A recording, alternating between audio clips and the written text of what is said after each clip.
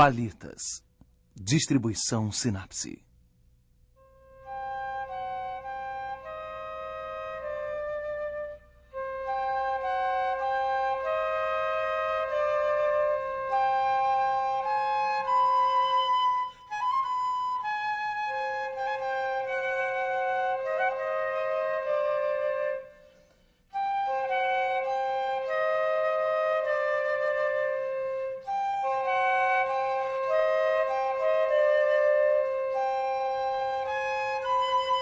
O Último Olhar. A Europeia, Retrato do Fayum, 117-138. Museu do Louvre, Paris.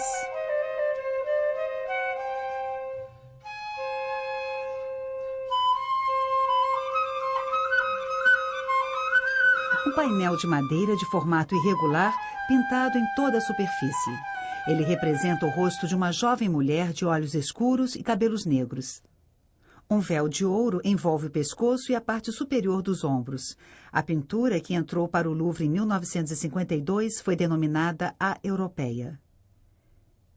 Em 1889, em Berlim, o vienense Theodor Graf faz o maior sucesso expondo 96 retratos. 2 anos antes, em Er-Rubaiyat, no Egito, camponeses abriram cerca de 12 covas, onde encontraram múmias com retratos pintados à guisa de rosto. Eles acabavam de descobrir a necrópole de Filadélfia. Filadélfia, cidade fundada pelos gregos, está situada na região do Fayum, um oásis alimentado por um braço do rio Nilo que desemboca em um lago.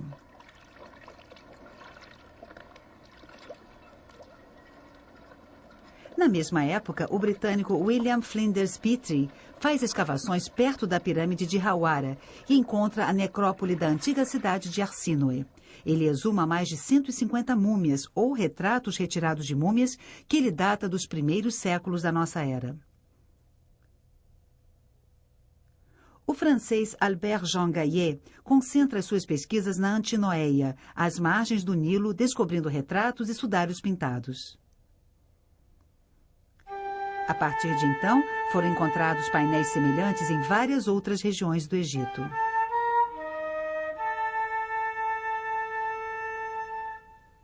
Junto com eles, vários outros objetos, joias,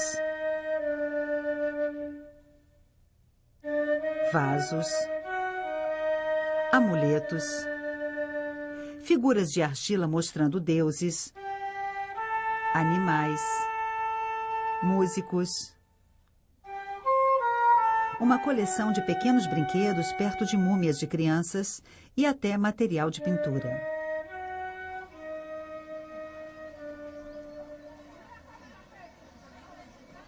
E mais outras descobertas, milhares de papiros de ostraca, pedaços de cerâmica servindo como manuscritos mais baratos. Esses documentos escritos, muito variados, informam sobre a vida dos homens e mulheres dessa época.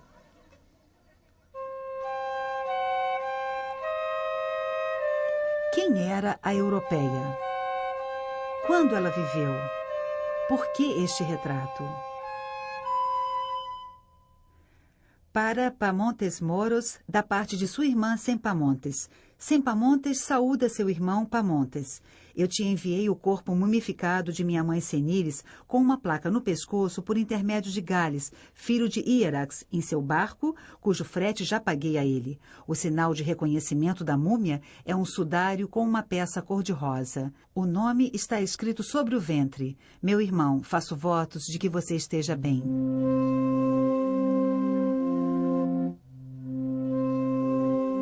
Sobre os sarcófagos dos tempos faraônicos, o rosto do defunto só aparecia de forma bem estilizada. Uma nova forma de apresentar os mortos nasce no início do século I. As técnicas para embalsamar, praticadas e aperfeiçoadas há 3.000 anos, se conservaram. Às vezes, porém, a múmia é envolta em uma mortalha sobre a qual se pinta um rosto. Ou então é feita uma abertura na cartonagem ou nas faixas que permite inserir uma máscara, um plastrão ou um retrato pintado.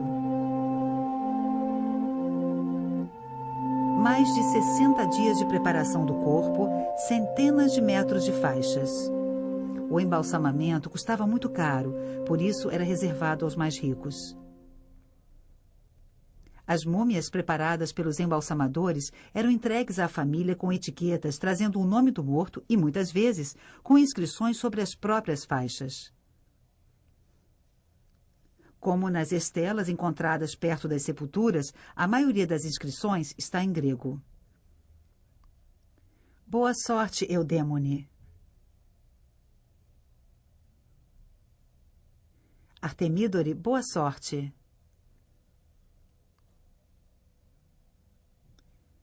Hermíone, professora. Amônio. Algumas inscrições estão em demótico, a língua falada por todos no Egito. Irene, filha de Silário.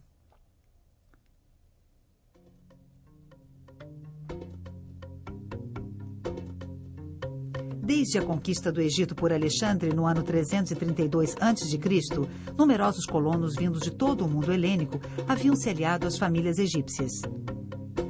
Eles mantiveram a sua cultura e construíram cidades confortáveis, seguindo modelos clássicos, Assínoe, Filadélfia. O suicídio de Cleópatra e a vitória de Roma em 30 a.C. põem fim à dinastia grega. O Egito torna-se uma província romana, que vive das cheias do Nilo e exporta para Roma trigo, linho, azeitonas, óleo ou papiros.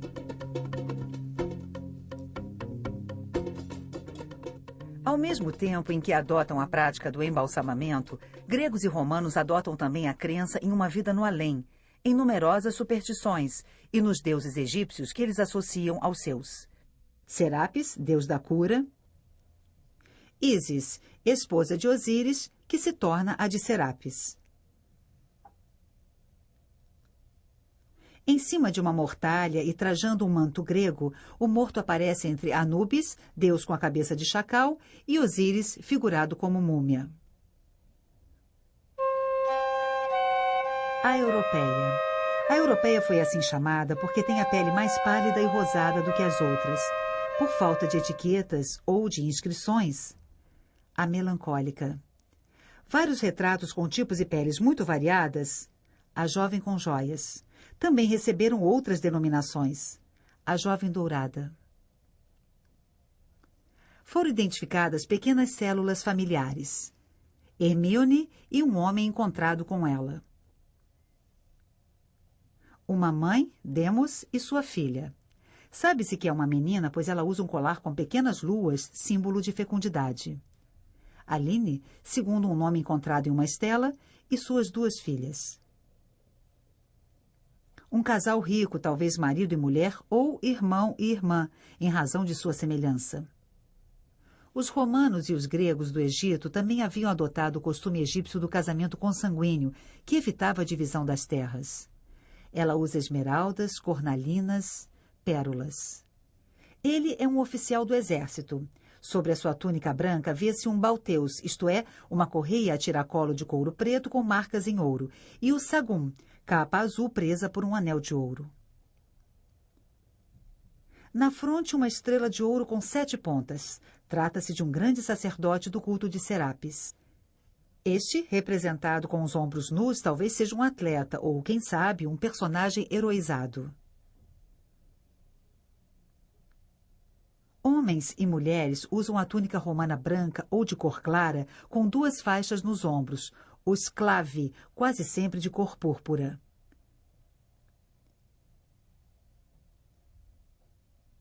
Às vezes, as mulheres usam também o pallium, um grande manto que passa sobre os ombros, por baixo do braço e cruza sobre o peito. A vestimenta da europeia une o amarelo vivo à cor púrpura. Ela usa várias joias muito ricas, mas sua datação não é muito fácil. Poderiam ser joias antigas passadas de mãe para filha.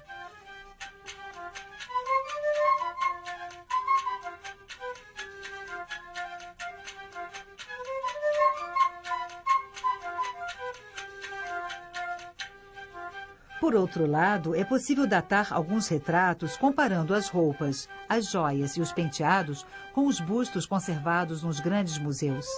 Assim, Hermíone está penteada como se fazia na época de Tibério, entre 14 e 37. É um dos primeiríssimos retratos de múmia conhecidos.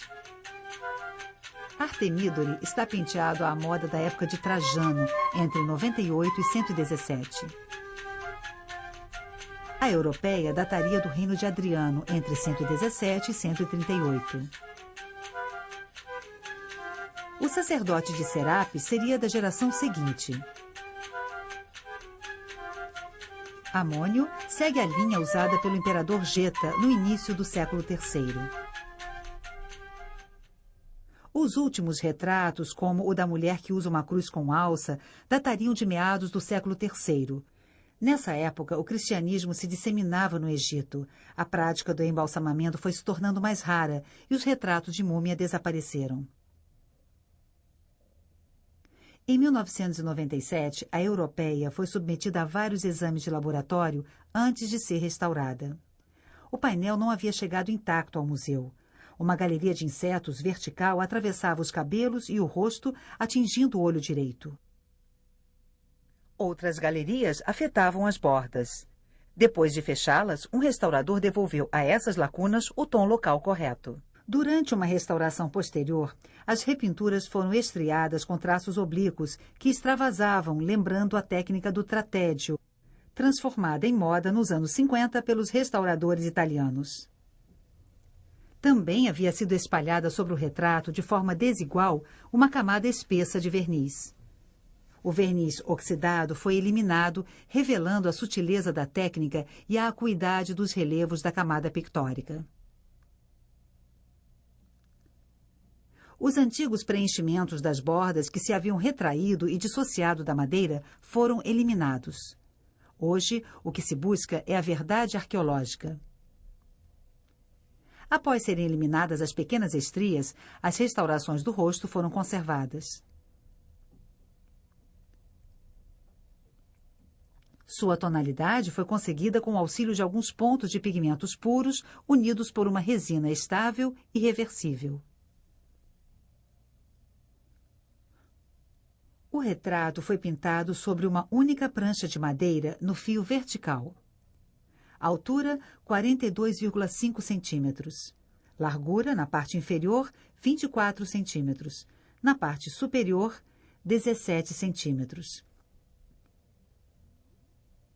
Espessura, de 1,2 a 1,6 centímetros.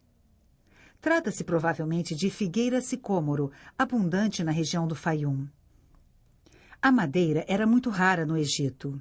Outras essências deviam ser importadas e, na maioria das vezes, os retratos eram pintados sobre finas folhas de madeira, com apenas 2 milímetros de espessura. Muitos desses retratos se desintegraram. As mortalhas e alguns retratos são pintados à têmpera. Mas a maioria dos painéis foi produzida através de uma outra técnica. O da europeia foi inicialmente recoberto de finos pigmentos negros orgânicos, talvez a fuligem, misturada provavelmente a uma cola de pele.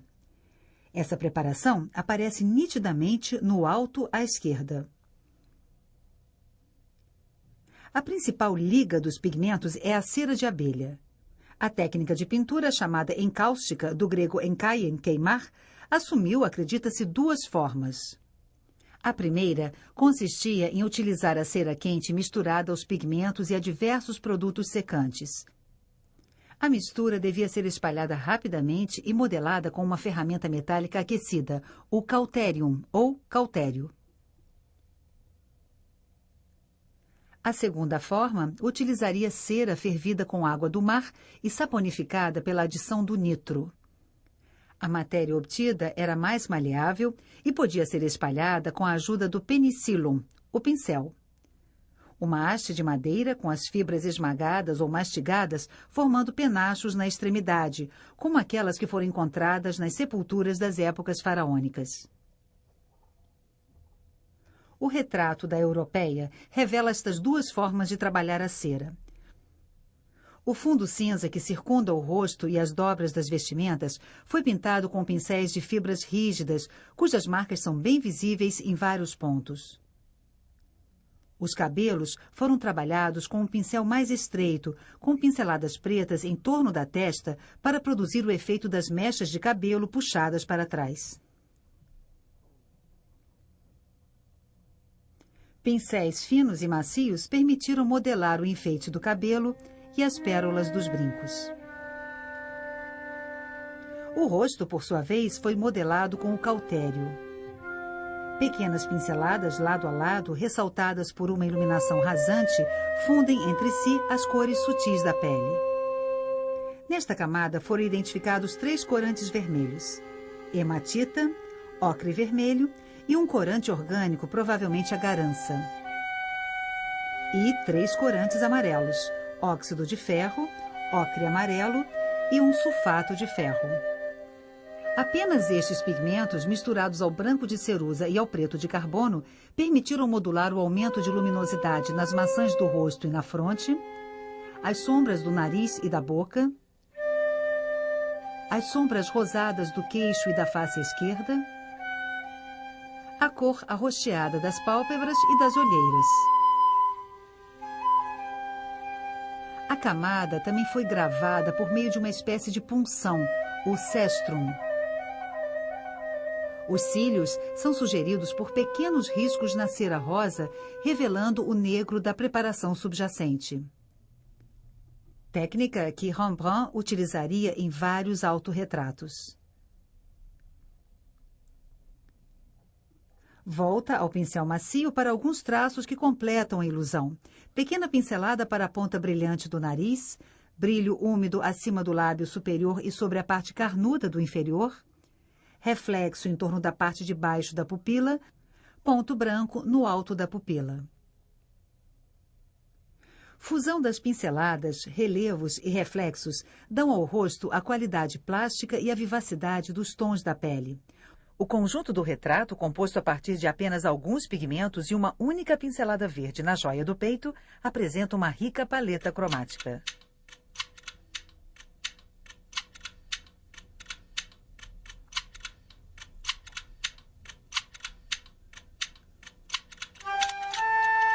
Na arte egípcia anterior, os personagens eram pintados de perfil. Os rostos de Fayum são todos vistos de frente. A posição completamente frontal não é a mais graciosa de todas.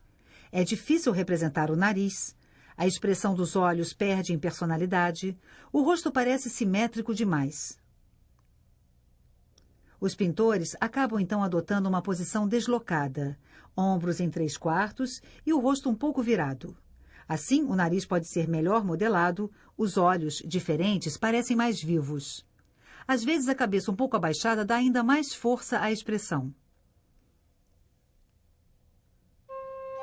Os egípcios davam muita importância aos olhos. Há o mesmo fascínio entre os gregos e os romanos do Egito.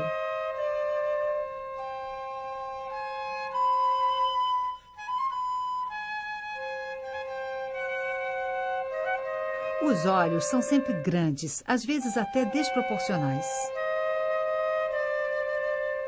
Toda a energia do rosto parece estar concentrada no olhar. Em geral, o olhar é dirigido ao espectador, mas há exceções, entre elas a europeia.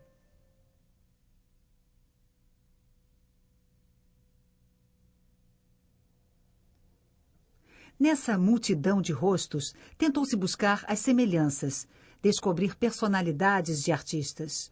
Um mesmo pintor, denominado Pintor L, poderia ser o pintor de vários retratos sobre as mortalhas de Antinoéia. Temos as mãos do mesmo pintor neste painel do Museu do Brooklyn e neste outro do Paul Getty Museum, em Malibu. A europeia foi comparada a um retrato do Museu de Dijon, para os quais imaginou-se um pintor comum, o pintor A. O conjunto insere-se perfeitamente na corrente realista romana, da qual existem tantos exemplos na estatuária da época, ou mesmo nas máscaras e plastrões que, por vezes, substituem os retratos pintados. O fato é que, durante 2 séculos e meio, coexistiram os mais diversos estilos. Tanto na época de Hermíone, no início do século I, quanto na da Europeia, um século depois, ou na de Amônio, no início do século III, as influências egípcias, gregas e romanas se misturavam. E hoje em dia é até difícil observar esses retratos sem pensar em certos pintores dos tempos modernos.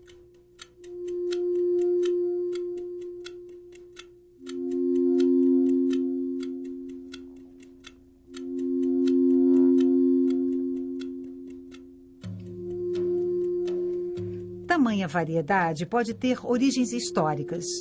Os escritores gregos ou romanos narraram lendas e histórias sobre centenas de pintores conhecidos. Também descreveram quadros célebres pintados sobre madeira, tela ou parede. Sombreamentos, perspectivas, ilusão realista, colorido, verdade no retrato, tudo parecia já ter sido inventado. Mas só subsistiram mosaicos e algumas pinturas murais, como as de Roma e as de Pompeia. Os rostos de Pompeia apresentam grandes analogias com seus contemporâneos, os retratos romanos do Egito.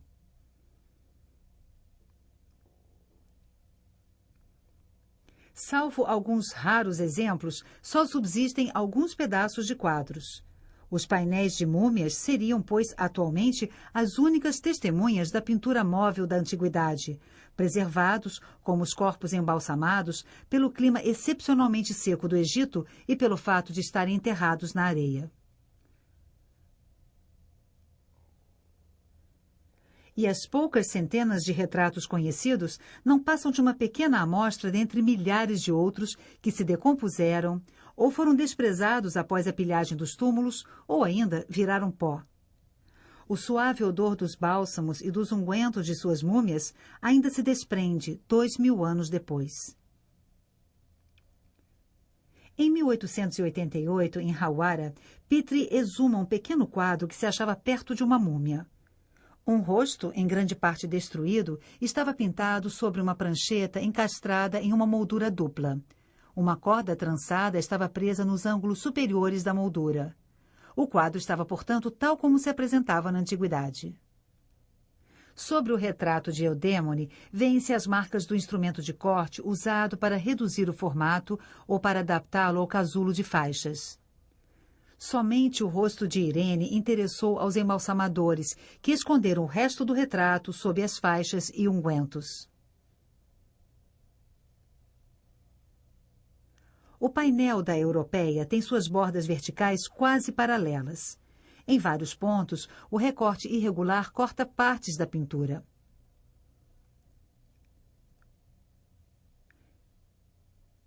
Ele também foi retalhado para ser colocado em uma múmia, como provam no reverso os restos de cola e os fragmentos de mortalha ainda colados.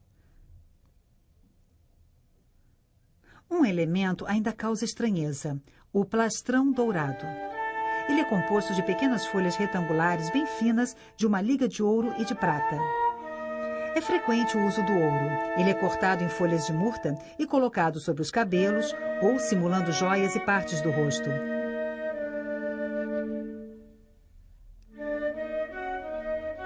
Às vezes, ele circunda a face. Placas de ouro eram colocadas sobre os olhos e a língua da múmia. Folhas de ouro sobre o rosto e os membros.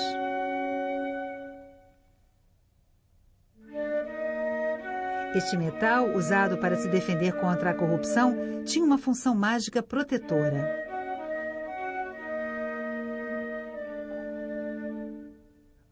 A radiografia da Europeia, assim como o negativo em ultravioleta, revelam que sob o véu de ouro figurava o resto do retrato. No pescoço, fino e gracioso, um grande colar de pérolas. É possível, então, imaginar o quadro tal como se apresentava em sua origem, antes que os rituais funerários transformassem o retrato de família em retrato de múmia.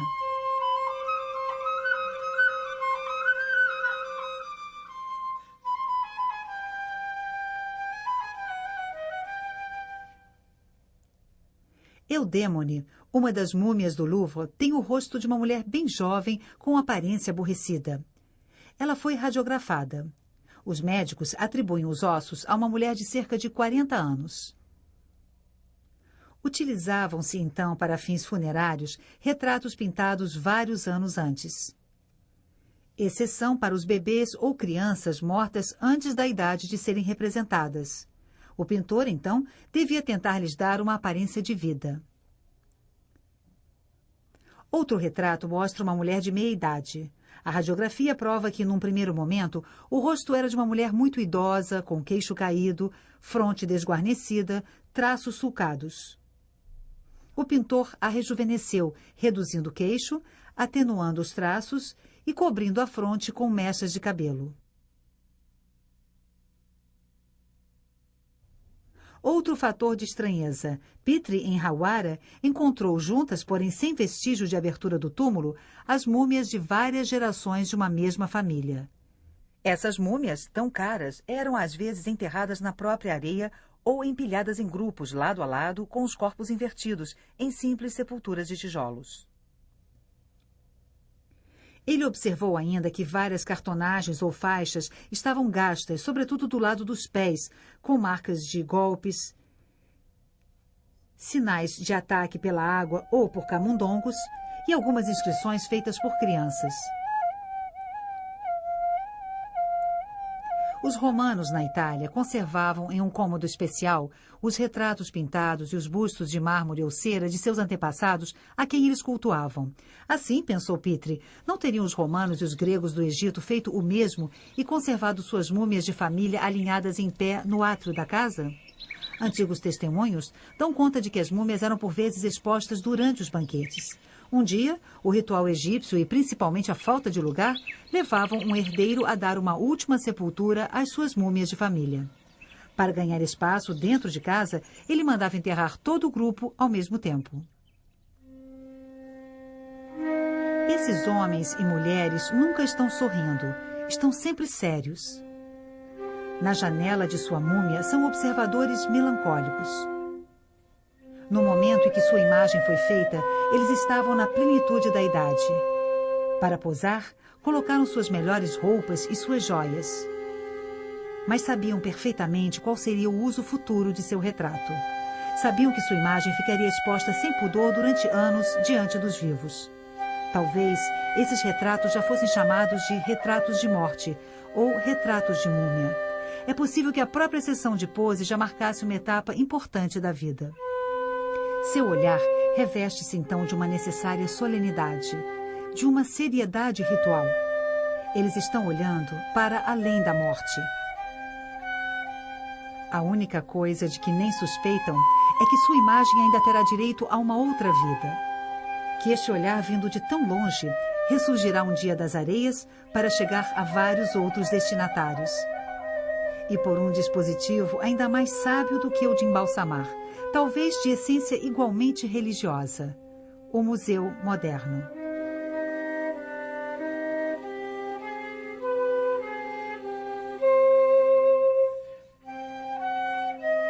Versão brasileira Audio News.